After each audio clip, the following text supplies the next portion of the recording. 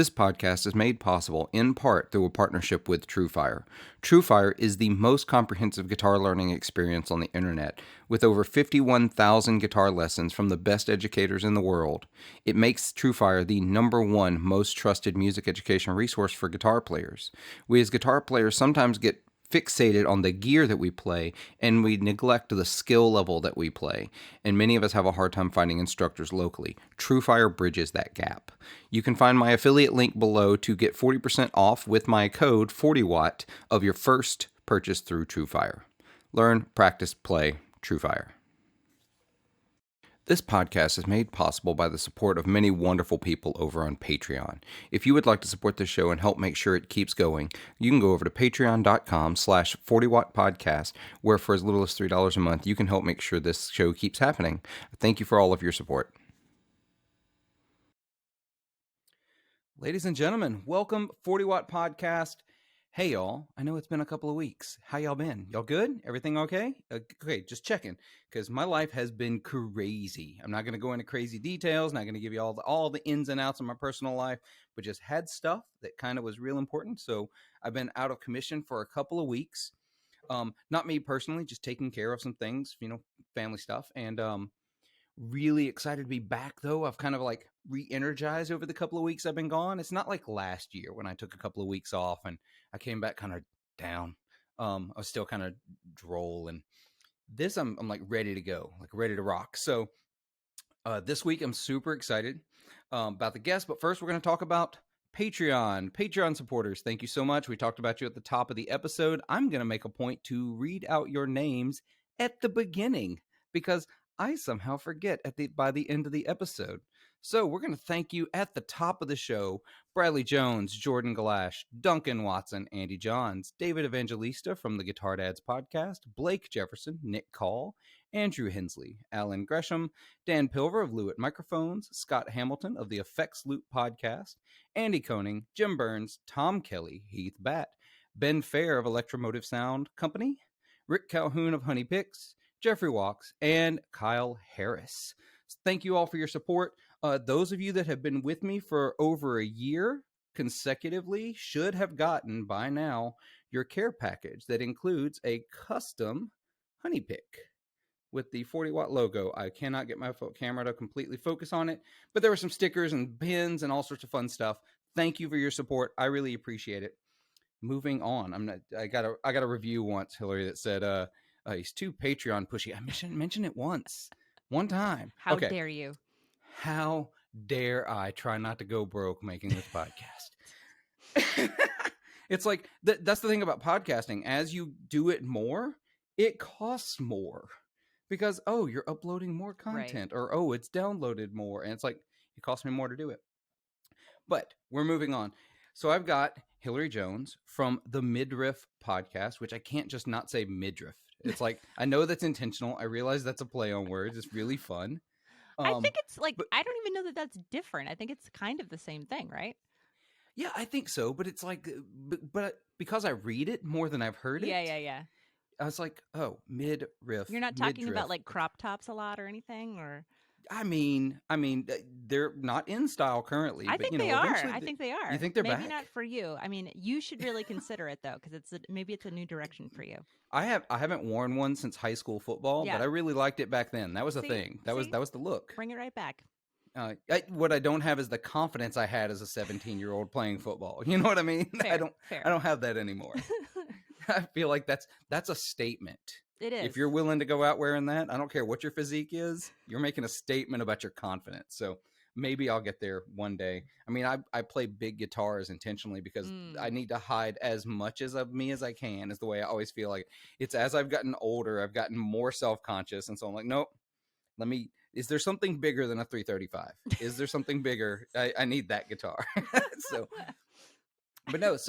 you've got this really great podcast, and I've been following your Instagram channel for a while now, and Instagram is what I mostly knew you from, because I was an Instagram lurker. I never comment on anything, but I would even years before I was doing the podcast.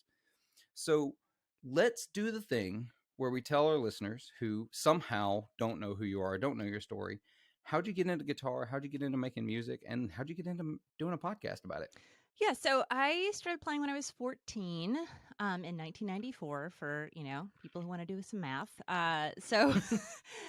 Yeah, big into Nirvana at the time, and that was I wanted to play like Kurt Cobain, and that was kinda how I got into playing. That's it, and then, just didn't stop. Wow. Yeah. Okay, that's pretty.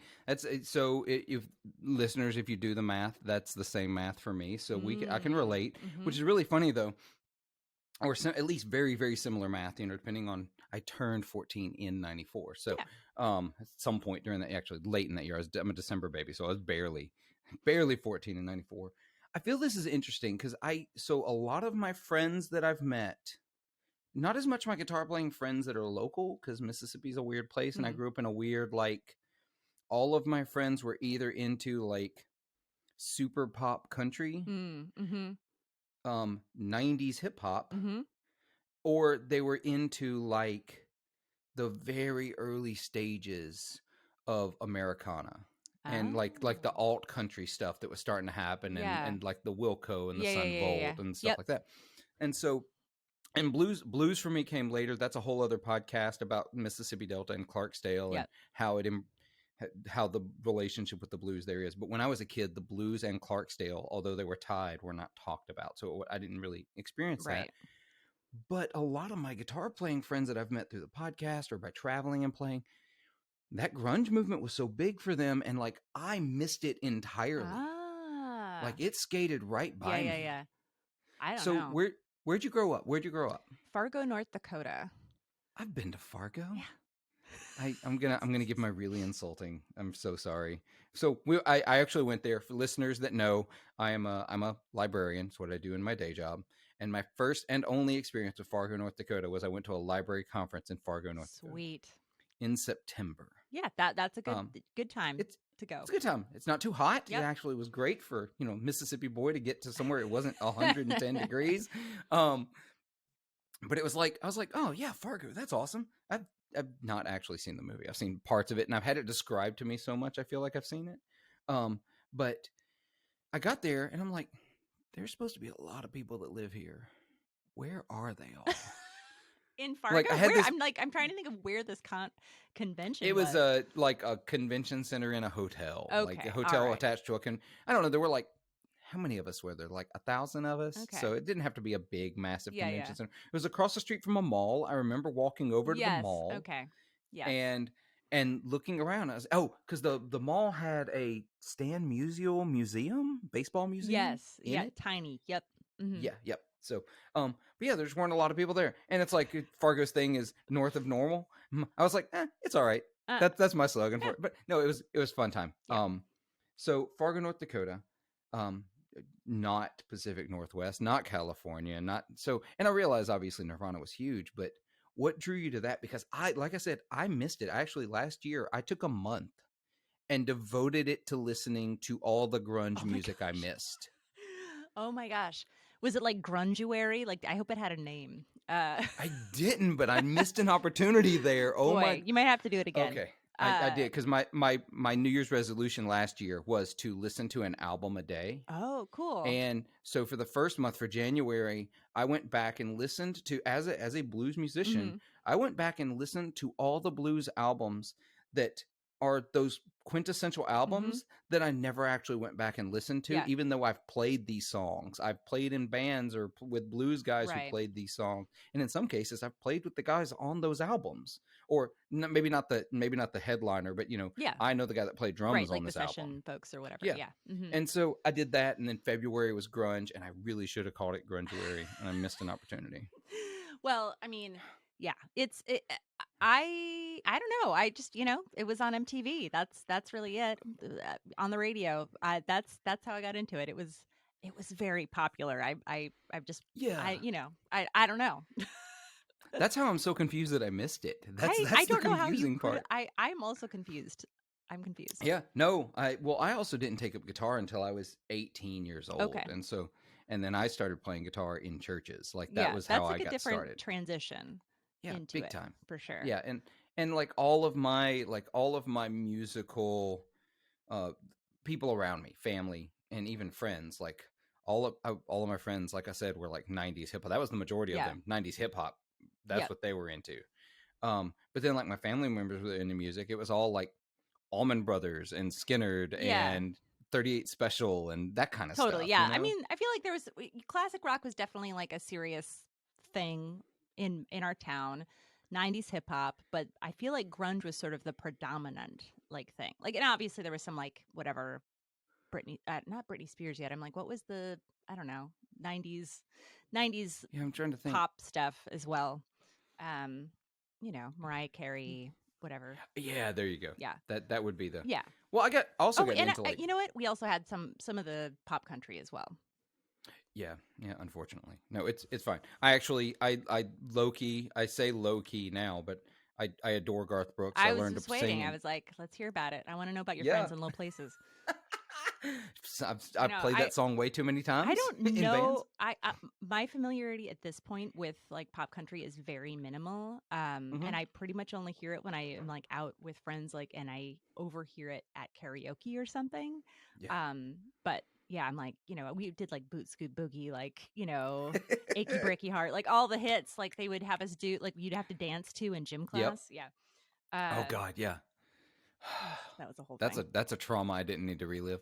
There was a time I remember I was so annoyed by it that I like tried to hide like a Discman in my like gym shorts with like headphones, and I got in trouble for that. And I was not a person who I'm pretty straight laced in middle school, and I got in trouble.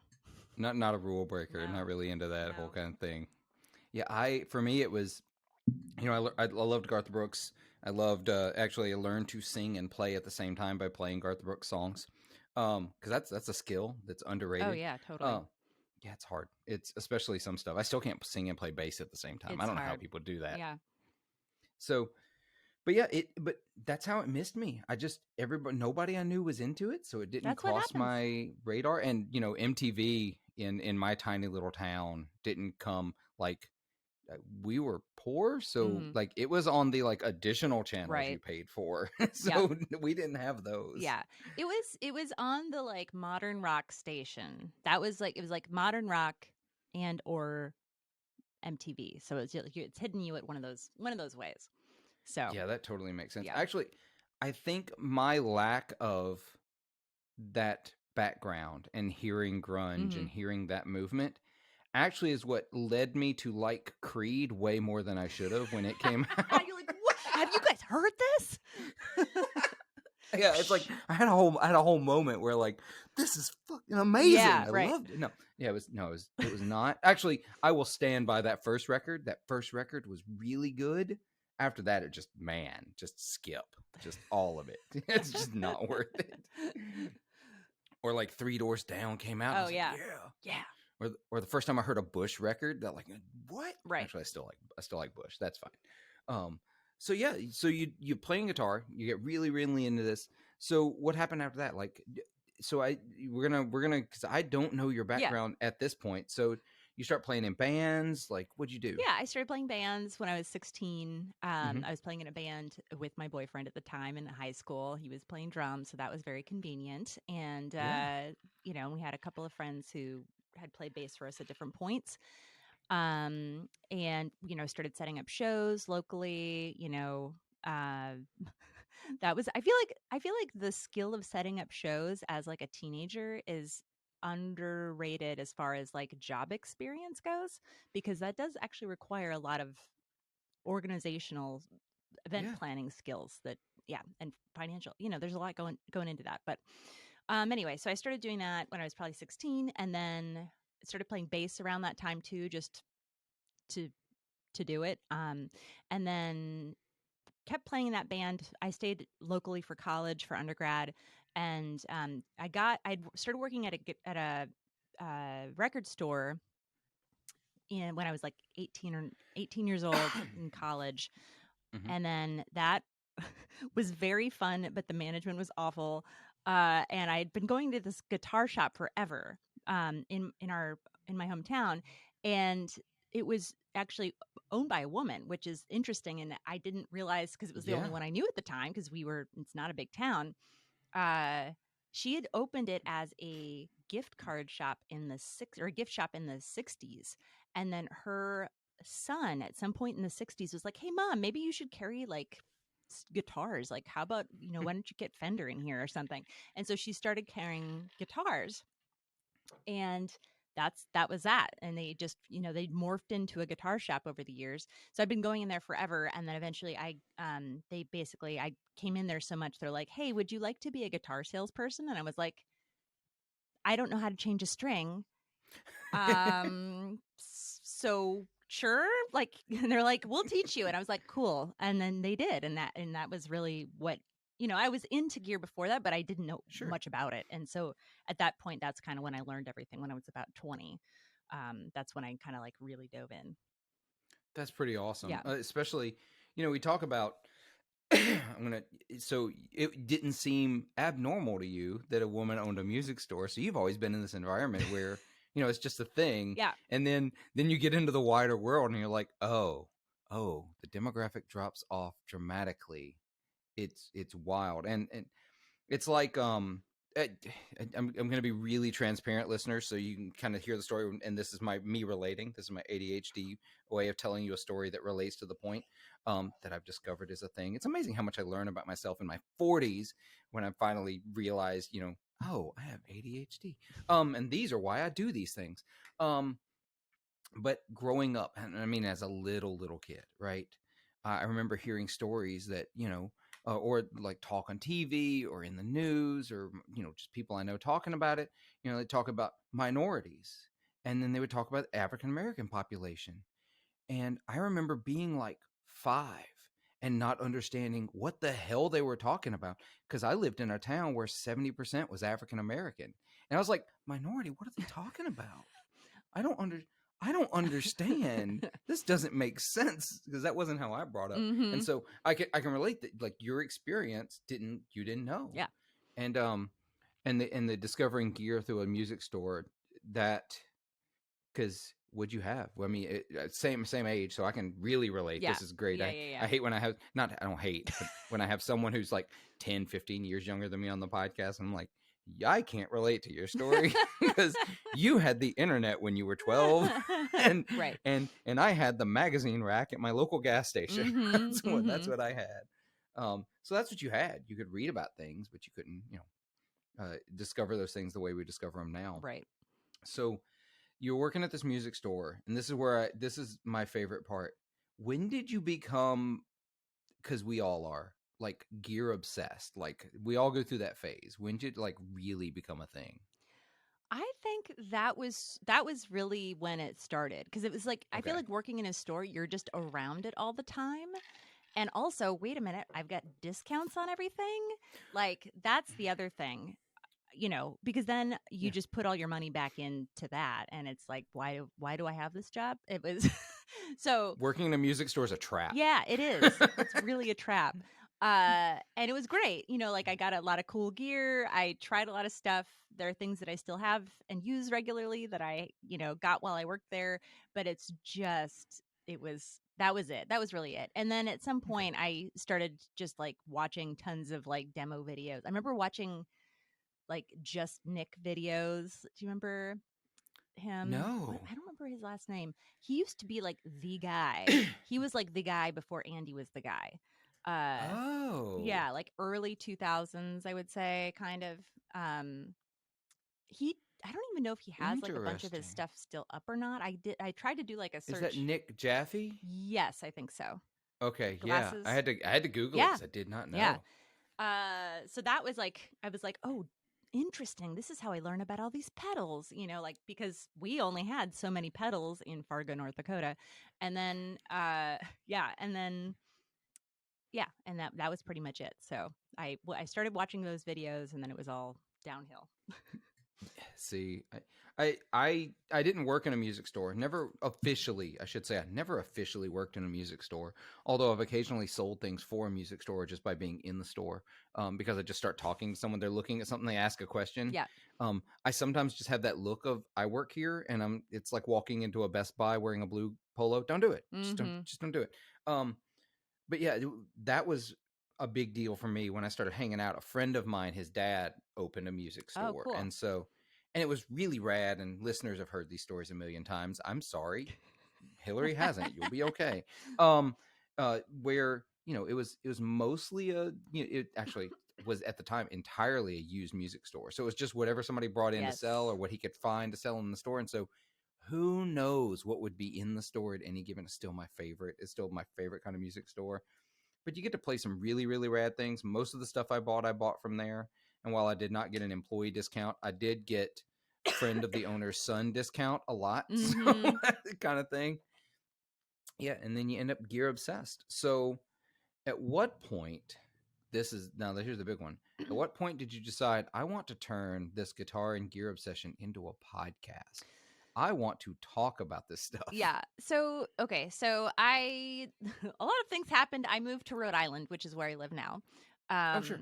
And I moved there for grad school. So I went to school for psychology and gender studies. And then I sort of continued on that path in grad school and moved out here, was playing in bands, but I was like, I'm too busy to or I mean, I was playing in bands, but I had also heard about this concept of a girls rock camp, Oh, yeah. and I was like, wow, that sounds cool. It's like this marriage of all these things that I'm really interested in.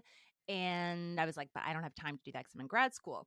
And basically the moment that I went and the moment I finished grad school, I went and volunteered at the rock camp in Brooklyn. And then I was like, we got to do this. And I was talking to my friends, and I've been talking to people for a while about it, but I was like, how about for real? Let's do it. And so we started a camp locally here. I did that for 10 years. And then I was like, 10 years is a long time to do that. It's a long time. Yeah. I should probably let some other people do this and not just me. And also I have this child now, and I'm working on mostly volunteer hours with, so I couldn't see my kid as much. So it was like a number of things were happening. So I was looking for a new role, and I started, thinking about what I could do. And some of that work ended up being the kind of consulting work that I'm doing now. I'd also, for years and years, wanted to sort of interview people about their experiences in gear, Yeah. women, trans, non binary folks. And that's what I'm doing. So it's given me the time and the space and the occasion, I guess, to sort of do these interviews that I've always wanted to do. Um, yeah, and it's been super fun. Yeah, and that's why I'm really excited to dive in, because listeners, full disclosure, I had not listened to much of Hillary's podcast because that whole time thing. I've been working for years, spending time trying to figure out how to add 4 more hours to my everyday. Just I need 4 more hours. But because that's why it actually wasn't why I started this podcast. It sort of was, but we were in the pandemic and I needed something to do. I needed Yeah. a musical outlet. So I started talking about gear, and that lasted 4 episodes, but I was like, this sucks. I was talking to myself about it. And then I had a guest on, and I was like, oh, wait a minute. Mm-hmm. Yes, there we go. That's it. I want to just talk to other people about musical experiences. If it's about gear, it's awesome. If they're not a guitarist, I don't care. I had my friend Alice on this podcast, who's a violinist. She's amazing. So yeah, I can totally relate to that, because you want to hear the stories as it relates around music. And I love the fact that you focus on some marginalized groups, some people who don't have a voice they normally have. It's a big deal in library land as well. We want to make sure that everybody has a voice that gets to be heard. Mm-hmm. And so it makes it very difficult. It also can make it Yeah. contentious in some populations. Libraries Have are having a rough go. It's been a year. Yeah, I It's bet. been a year. I served in a role in our state library association, and so it's a whole thing. Yeah. We'll talk about that another time. We're gonna we're gonna bypass that one before I say something I should not say on a podcast that I don't know how many people in my state listen. Actually, I know how many people in my state listen to. I don't know who in my state listens to. So, but yeah, it can be contentious. And that's the thing, and it's hard for me to understand how can hearing someone's story and who they are ever be contentious. I just want to hear everybody's take on things. There's some perspectives you're not getting if Mm-hmm. you're just talking to people like you and listening to people like you. And that's why I really love, from the episode I was listening to today, which is like in the grand scheme of your podcasts, in the deeper subjects that it gets into, today, the one I was listening to today is like the most mundane. It's NAMM. Hey, let's talk about the most exciting things you saw. And we're going to get into NAMM here in a Yeah. second because I'm curious. You're the first person I've talked to since NAMM happened who went to NAMM. Ah, So, okay. I want to hear some of those stories. But um, those voices are so important, and I'm so glad that there are people out there focusing on them. And I do as much as I can. It's not the focal point of my Hmm. podcast, but it's one of those things that I try to be really conscious of, like make sure I have lots of varied guests on here to talk about their experiences and what they're going through. um I don't know, this is just me saying I love the idea and I love what you're doing Thanks. in my super long-winded verbose way. Yeah, it's interesting because there is different ways that people can get in. I think there is a lot of people are like, I don't know why you have to like separate things. Like, why is everything separate? And it's not even that it's separate. It's just that, like, when you're trying to make change and like try and create this space where voices are included, in some cases, it is useful to have those amplified in particular spaces so that they then can be more comfortable to be included in other spaces. And yeah, and that's just part of how it works. And I think particularly part of the motivation for me was to have a space where it's like, okay, clearly, you know, representation not so great in most of the industry. So like Yeah, if somebody wanted to do a good job and they're like, boy, I wonder what people think about this, like what do women, trans, non-binary people think about this, like you can come here and you're going to hear those experiences and you know that's what you're going to hear. So I would, for me, the motivation is partly like manufacturers, retailers, whomever, like they can, or, individual musicians, all of sure. those, like they can just come and have a listen and be like, okay, like I feel like I have I'm able to get these new viewpoints from folks that I might not otherwise be hearing from. Yeah, and it's interesting because it's a conversation I actually had this weekend with someone really close to me, and I had this conversation about. They basically asked that same question: why do you have to separate things? Why they got to be different? And it's it's one of those very difficult things to explain, and at the risk of the angry reviews that I'm going to get, talking about this kind of thing, because they're inevitable. And I'm really curious about your experience in this here in just a second. Um, at the risk of the negative reviews, listeners, those of you that support me and like this podcast, please go leave a good review to counteract all of the negative ones I'm about to receive. Um, I talked about the importance of understanding the difference in equality and equity, and how, yes, in a truly equal society, we wouldn't have to separate these things. That shouldn't have to be a Yeah. thing. But because it's been the way it's been for so long, we have to spend extra intentional time talking about and propping up and amplifying voices that have been marginalized, so that maybe one day we do get to a point Right. where we don't have to talk about those things anymore. Right. We don't have to separate people. Right. Right now we do, because they were for so long, and we're doing our part to correct some of that and give some people the opportunity to be heard they have not had. Right. And that's the goal, right? So like Yeah. that's where we want to be, and because as you're saying, like because we're not there yet, that's why this other thing has to exist.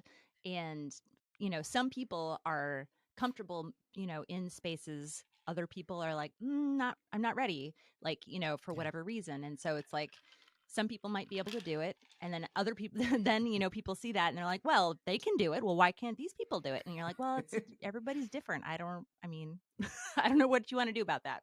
So yeah, some people are able to do it, some people aren't, some people need a little more support, and that's what it is. That's absolutely right. I experience this on the podcast regularly, where some people, hey, come on and they open up and they're great, and then some people come on and like, I don't know about this guy yet. I'm not sure how I feel about this, and sometimes it takes a little Yeah. while, and everyone's a little different. You can't explain. You got to remember, people like to overly generalize by looking at a whole group, and then you're like, yeah, but when you come down to these smaller experiences, you're talking about a person Mm-hmm. who has their own insecurities, their own challenges, their own difficulties, their own strengths, and their own, Yeah. maybe they're a loudmouth like me and they just talk way too freaking much, and that's great. Hear those stories. Um, do you find, I'm really curious about any pushback you've gotten, any like flack in the industry or listenership or social media? Yeah, I mean, I think that's the main one is just people being like, I don't know why this has to be separate. Mm. That's the main one. I think sometimes it's like that's you get that, or then you're like, well, people are like, well, everything is like equal now, like they think we're post that, and that's the other thing. Like, Yeah. you're like, well, Fender put out 3 signature guitars or something, and they're like, well, we're done, problem solved. Uh, Yeah. so I love that argument, not only because and it's neither here nor there. Those who listen to this podcast know I'm an unabashed Gibson fanboy, have been for a long time. That doesn't mean I don't call them out on their bad behavior, because I do, because that's who I am as a yeah, person. Because I want you to be great. I want Fender to be great. We need him to be great, to be honest. But it was like Fender put a lot of energy into a campaign where they said we're going to amplify like people of color and women artists and trans artists, and like we're going to be really diverse. Put out 3 models. Meanwhile, Gibson and Epiphone like put out 6, hmm 7, 8. And while it's still not enough, it's still, they beat you and you said you were going to do something. They just did it. Come on. It's like, and it's not like we haven't had marginalized groups. I'm trying to find the right term. It's like there's so many different groups I want to include in sure, this, and I'm not good at the terminology. So but so many underrepresented groups in the music industry that it's not like they had to look hard. right. There are so many options. Like, what is taking you so? Right, Anyway, I'm right. gonna No, rant. no. I mean, and it's like I mean, yeah, there are so many options. There are so many awesome people that you could be Mm-hmm. featuring. And I know that Gibson in particular is like, how many slash guitars do you need? But it's like, uh, Yeah, I also play several Gibsons, but it's like I think the thing with Gibson is that like I think because there is this like stereotype around the aesthetic of the yeah, instrument that they have had a harder time getting over that. And then I've also noticed one of the things is that they're putting out more signature guitars, but a lot of the signatures they're putting out are like acoustic guitars as well. yeah, So yeah, that's like a whole other conversation. But you know what I'm saying? Like I'm like yeah. there are some cool things that are getting put out, and I do feel like they're making some real moves, which is great. But I think I noticed one of the things that I do first when I'm checking to be like, is a company like like, are they doing this for realsies? Or are they like, Mhm. is it just a front? Is that I will Right. go and look at the comments. So like I'll go to their page and be like, okay, let me find a woman or like a person of color, and see what the comments are. And if they're managing their comments appropriately, that means they're in it. It's not just for Okay. show because they Yeah. actually care about the person that they're putting on display, and the people who are looking at this, because it's like if you're a woman or a person of color and you have have your image being used by a company for something, and then it's just a total just just It's awful. a Yeah, facade. well, no, but like It's a marketing but campaign at yeah, that but if point. you go to like the comments and they're just like awful, and you're like, I can't believe I'm reading these, I want to gouge my eyes out, like that is the sign that they are not paying enough attention. Like it's really just for show because they're not willing to put in the effort to actually clean up the comments, so Yeah. that other people who are reading it aren't going to be like, wow, I guess I should never go on the internet because or show myself playing guitar because that's what's going to happen to me. um Well, see, because that's who I like. I have learned like, and that's such an interesting perspective that I'm going to take away from this and pay more attention, because I have avoided the comment section of everything like the yeah, plague. It's terrible. And so I put these up on YouTube, yeah, correct? Right? I put these episodes up on YouTube. They're video, at least for the main episode. You Patreon supporters, you get an audio extra episode. I'm not going to do video for those. I'm sorry, I love y'all, but that's a lot of extra work. But the only videos I've ever had to clean up comments on YouTube have been with female guests. Every single yeah, freaking time. So if you're out there listening and you're like, "Oh, that didn't happen. That's not a big a deal." I am a tiny YouTube channel. Tiny. I think at time of recording I have 500 some odd subscribers. Like, this is a podcast that has a YouTube channel. right, Like, YouTube's an afterthought for me. Um so tiny, and I get them yep, on my videos with my interviews with female guests, and I'm like, if I'm getting them, and I've talked to other guests I've had and other women in the industry, and the joke, I'm going to use air quotes, the joke about what their inboxes look like, Mm-hmm. their private messages, there's no joking about it. Yeah. It's brutal, and so I've learned that I stay out of the comment section, but apparently I need to pay more attention. I should, because that's more telling than I wanted to believe. Yeah, I mean, there's lots of there are so many signs, but that is for Mm-hmm. me the first one that I look to. Like, Okay. I'm like, is this company legitimately making effort or not, or is it just for show? So it's like, and I know Excuse me. it's not a fun thing to do to like pop in and read that stuff, because like for my own mental No. health, it'd be better off not reading them. But I feel like partly for my job and just like what I do, I feel like it's important to do that. Yeah. So yeah. Yeah. And so and that's an interesting thing, that because we were talking about Gibson, and I do think they're trapped in their tradition Mm, a little bit. And I've only recently learned, like, the whole Slash thing. That was a head scratcher for me. mm. Like, because don't get me wrong, I liked Guns N' Roses. It was fine. Um, I like Slash. I don't really have anything issue. I also like Jack Daniels and top hats. It's great. We have so But much in common. right. I also have super curly hair if I grow it out. It's great. I miss my long hair. Sorry, it's a way too long. Sorry, this is gonna be a super tangent for just a moment. I have to tell this story. My hair is super long right now because I have this thing. It's a hang up about people cutting my hair. Mm, Like, I'm in my 40s and I can count on barely two hands the number of people who have ever cut my hair. hmm. It's like I find someone and that's my Yep. person. Um, and I have two in town. And one I try not to bug right now because she is pregnant and busy growing a human, and she cuts my hair free of charge, and I love her to death. She used to sing in a band with me, and she's wonderful. But the other person I had worked at the salon, and she left. She Oh didn't yeah. tell me, and I don't know where she is Uh now. oh. So my hair's way too long, and now I'm on that point where I'm like, well, do I just grow it out? Do I just quit trying at this point and just I grow it mean, I back out? think it looks Uh, good. yeah, no, it's finally at that point where it looks Yeah. decent now.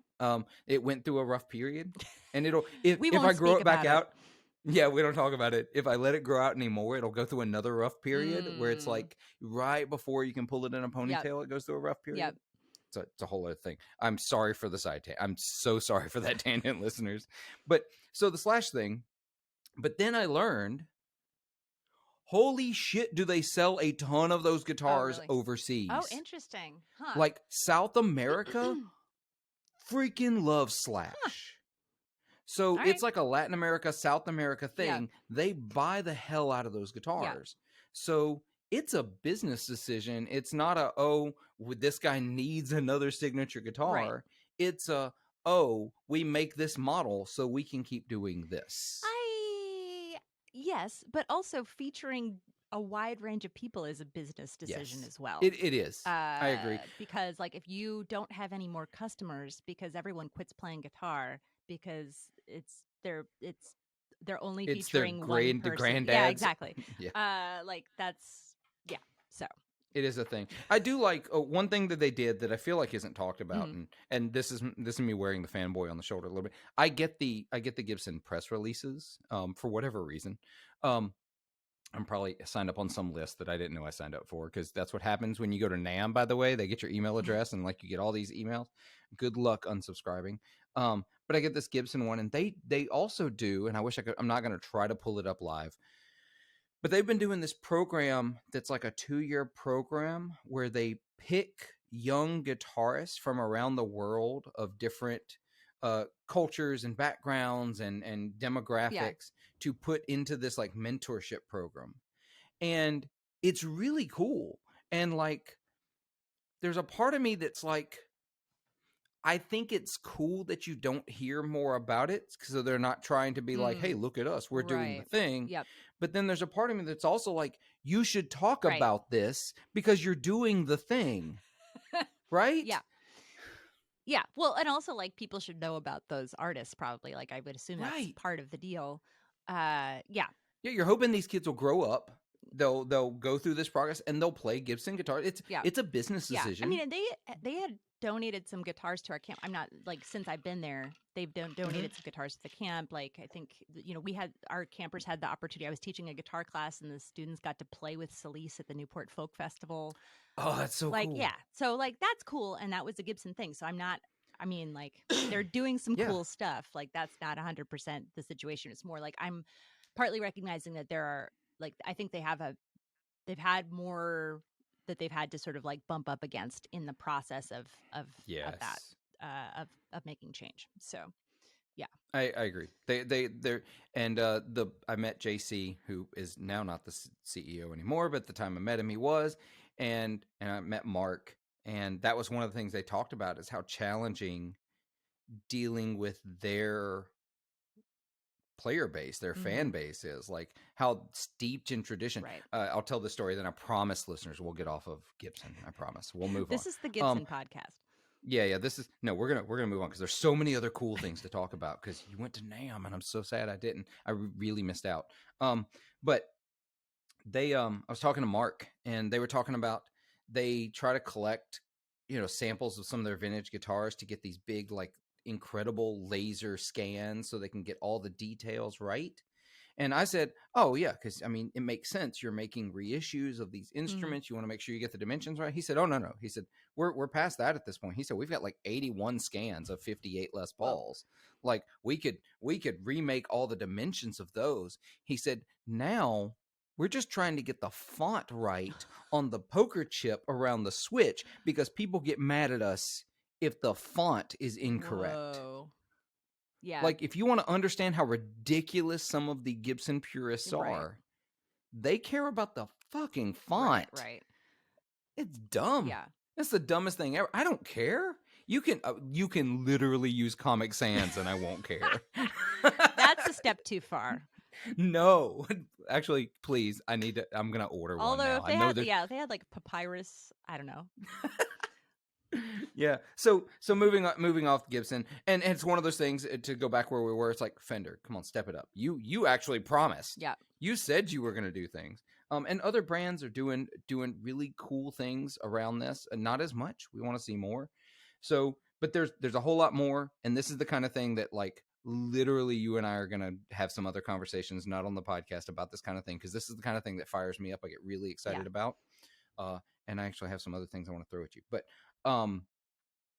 so you went to NAMM. Yes. I want to hear, like, I was listening to you interviewing folks like Steve from 60 Cycle Hum, and like you had Emily and you had Joe from Pedal Playhouse, and you had it's funny, I care more about them than like the creators that you had. Like, you had some folks from some cool places. I get it. Like, you had the guy from Seymour Duncan talking about their Bluetooth switch that I don't give a shit about.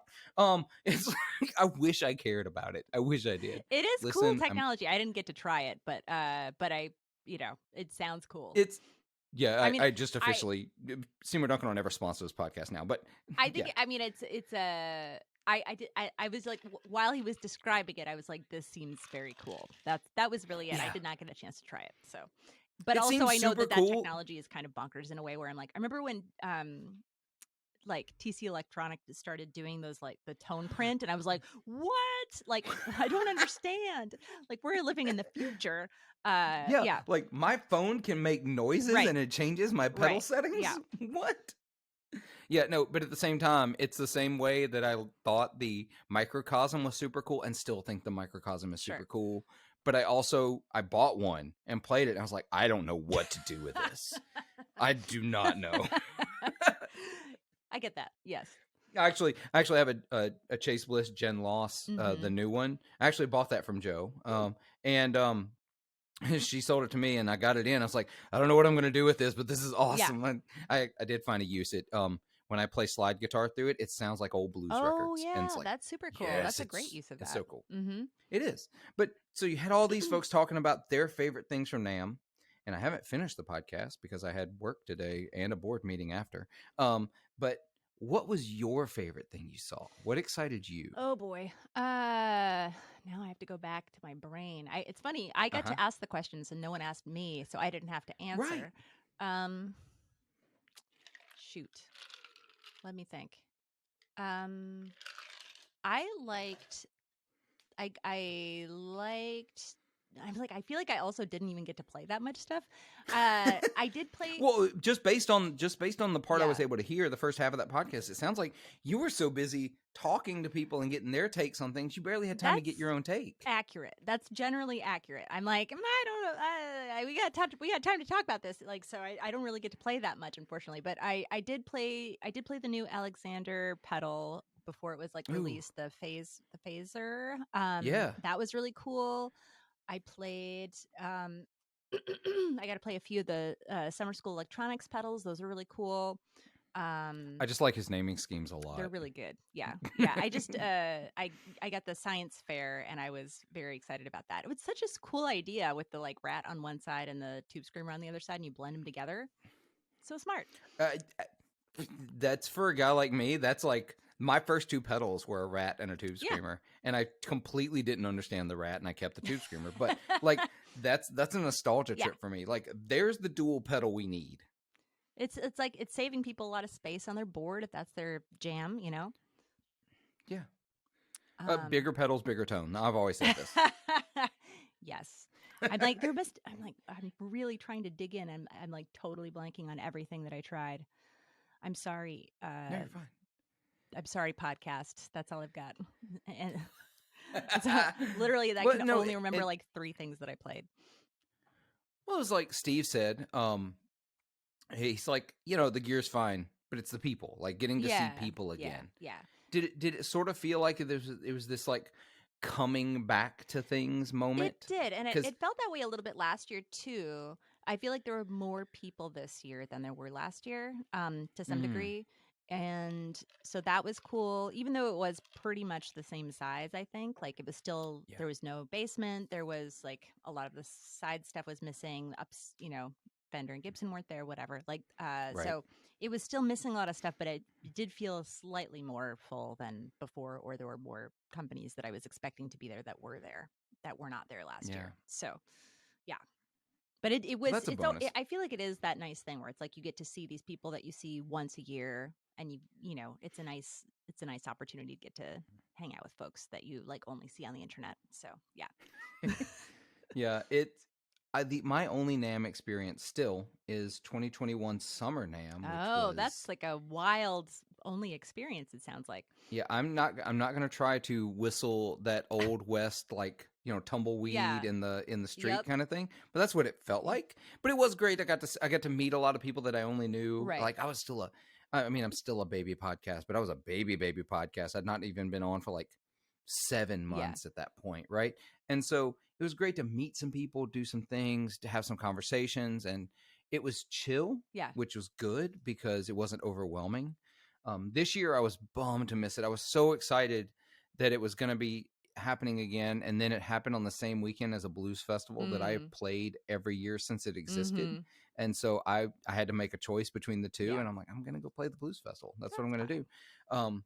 I am planning to be there next year. Mhm. We'll see. I'm hoping. I promised we'd get away from Gibson. Gibson said they're coming back. I heard Rumor that. is Yeah. anyway. Yeah. Yeah. So I think also it's like there's been, because of the timing of NAMM has been slightly different, and now it's kind of coming back to the regular January timeframe. And I think that you won't really be able to get like a normal read on it probably until 2025, because this is yeah, I heard you say still, that. yeah, it's like this is still like 9 months, whereas like it's like you're used to it being a full year. So I don't know if some people are like, it's so soon. Yeah, I don't know. I'm really hoping, and I don't know if it's going to happen because this is selfish hoping. I'm hoping the summer will happen again in Nashville once it's back on the regular Yeah. schedule. One, it's close. Yeah. Well, I I was can like, Nashville's me too. Yeah. I it's was a like, 4-hour drive for right. me. Yeah. It's like but I want it to be close. Also I hear, I can't go on my prior experience, but I've heard that the Nashville NAMM show is a little more guitar centric, whereas the LA one's everything. Yep. It's big time everything. Or Anaheim, people in LA get mad when you don't get that correct. But the Nashville show is very guitar centric. Yeah. And so that's what I'm hoping, because That would be my every year more than the big one would be. If it can get back to what it used to be. Yeah. If it's going to be what that thing in 2021 was, I'm never going back. I I'm don't know not if they're going to go going to back to do it that. again after that. Maybe they will. Maybe they'll bring it back. Yeah, I don't know. Maybe or it's going to make me I'm not going to drive it. Fly to California. It's a long drive. Every Yeah. year. It's a good time. But I really I like that it happened. I like that it's happening. I like the positive vibes I'm getting out of people that went to it this past Yeah. year. I feel like that was not the case year and a half ago. Yeah. Whenever the last one was. Well, yeah, because I think it was a shock, and this time people are like, "Oh, okay, I see where we're going with this." Like they Yeah. knew what to expect a little bit more, so I feel like the maybe their expectations were tempered a little bit. It was interesting because I also went to the effector market that folks did. There was like I don't know if you heard about this. There was like kind of off-site. There was a number of pedal builders that had kind of a smaller little situation, like a sandwich shop. Um, so Ooh. it was like Chase Bliss, Caroline, electronic audio experiments. Who else? Empress, Maris. I think that was it. I'm probably forgetting someone, but that was it was just a much smaller event. So I actually got to like Yeah. talk to people. Like there were places to sit. I got a sandwich. You know what I mean? Right. And I know that NAMM frowned upon that. Well, they can suck it. No, I'm sorry. That's really rude. I'm sorry. But I'm not going to mute that. Well. But yeah, it's that's been my. Sorry. This is my anger moment. This whole old school mentality, this like however many year old NAM mentality is that they're like, we're this. It's going to cost this much. You can't sell on the floor. You've got to be this. Like, hey, I don't know if they know, but it's 2023. Like, we're not that anymore. Like, quit thinking you're the only show in town. Yeah. I mean, yeah. I think that it is a nice space to get to try lots of different stuff in a short period of time, meet up in person with lots of people. And I do think there's value to meeting people in person. And so I get that. But also, like, the companies that didn't need to be there didn't need, they're like, we're fine. Like we had a great year. I get that. I get that they wouldn't want to spend the money to do that. So yeah. Did Fender have a great year? Did Fender have a great year? I don't know. That's another question. Fender's never going to sponsor this podcast either, but that's great. Yeah, but because that's my question. I mean, laid off an entire shift, and anyway, not going to go there. Did you have a great year, CEO that said you'll never go back to NAMM if these things don't happen? So, I mean, if you want to come on the podcast and talk about it, I'm happy to have that conversation. Not that they'll ever listen to this. So. But you're right. There are brands that don't need to be there. They just don't. And I love the idea of it being what it was supposed to be and vendors getting to meet these people, make these deals, or at least get to know these brands and they don't have the distraction of the big brands, keeping them from finding some really amazing smaller builders, smaller companies. Like all of the builders you've talked about already. It's like a lot of those folks are not on the shelves in the average guitar store in Podunk.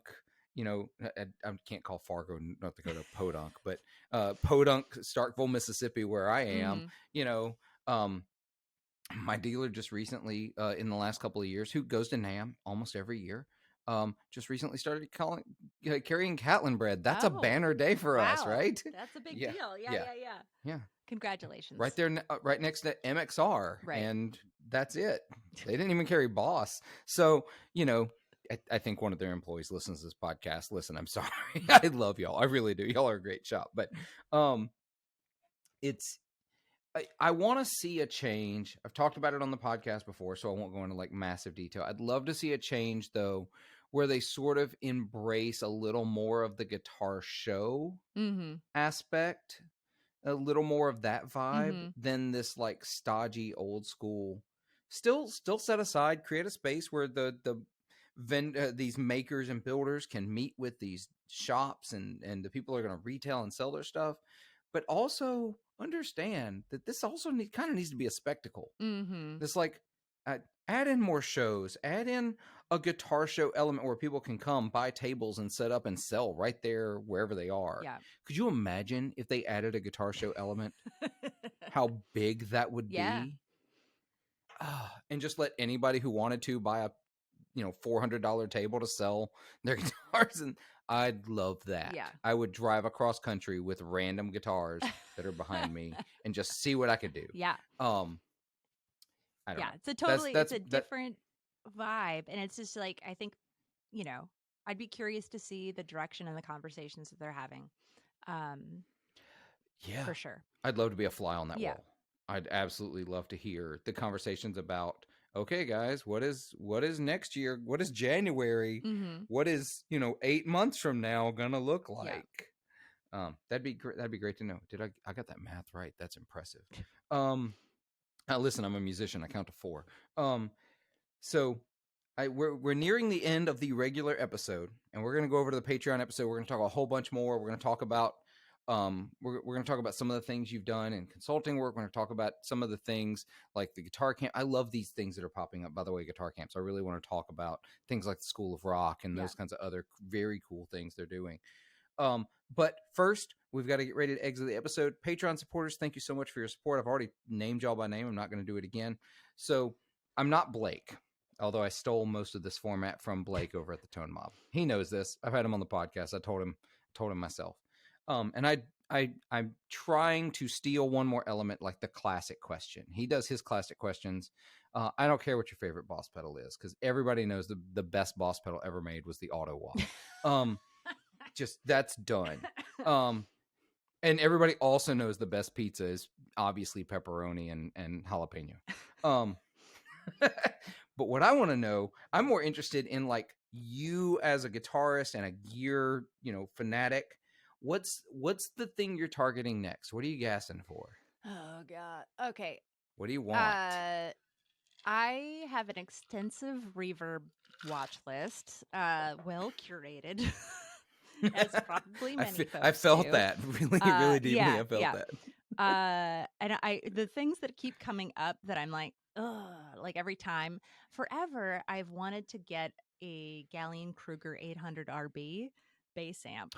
Yes. Just they're so cool and they sound perfect. They are the greatest and they're sound. Cheap. And they're cheap and they don't weigh that much. They're basically the perfect amp. So anyway, for when I play bass, I would like to have that, or sometimes I play a split signal guitar with like octave going into bass amp, and so that would be nice for that. Anyway, it's been on my list for a long time. The other thing is a Rickenbacker 650C, which is they're kind of a weird specific. I don't even know. They were made in like the late 90s to like mid 2000s. Listeners, this is the sound of me Googling it, so I know what I'm looking at. I've never had a Rickenbacker, though there's a couple of models in particular that I really like, and that is one of them. Yeah, it's very plain looking. There's one that's like, they make one that's like black with like it's kind of a silver and then like a maple neck, and I just love it. I don't know. There is one currently on Reverb with that exact. Actually, you know what? Because I'm following it. Yeah. So you and 17 other people. Well, you and 16 other people. There's 17 watchers on this. Posted 2 days ago. I know. And it just popped up. Yeah. And every time I see it, I'm just like, ah. Oh, the other thing, a Reverend Air Sonic. Which is like one of those Reverends that basically has like holes in it that look like F holes. But it's an actual hole in the guitar. It's a solid body guitar. That's another one that's been on the list for a while. Reverend's one of those companies that I think, and I think I've talked about them on the podcast before. I've played a couple, and I've had one. I had a Sensei Junior at one point, or was it just called a Sensei? And it was like a Junior because it's a one pickup thing. And for me, that neck didn't do it for me. There was like a weird thing with the. Yeah, and the edges didn't roll over, so there's like this like 90-degree thing on the edge to the fretboard. I have been told that was either an anomaly or like a thing with that model, and like other people have said the necks don't feel like that always. So I'm like, because I love their Yeah, design they're aesthetic. cool. They have a very specific They're thing. Yeah. different. Mm-hmm. And they just look different. And that's, as someone, you frequent listeners know that I'm a boomer trapped in a millennial's body. I'm a traditionalist. um I like the traditional shapes, but I love what Reverend is doing, and they're making some of the coolest guitars that still fly under the radar. Yeah. Yeah, they're cool. And that's another one I've been following for a while. I'm like, one of these days gonna actually do it. Yeah. Yeah, you'll see one pop up at the right Yep. price. It'll be one of those. I've had this happen far too often. Hence, where it's like, oh, that's the I would be dumb to not buy it Right. price. Yep.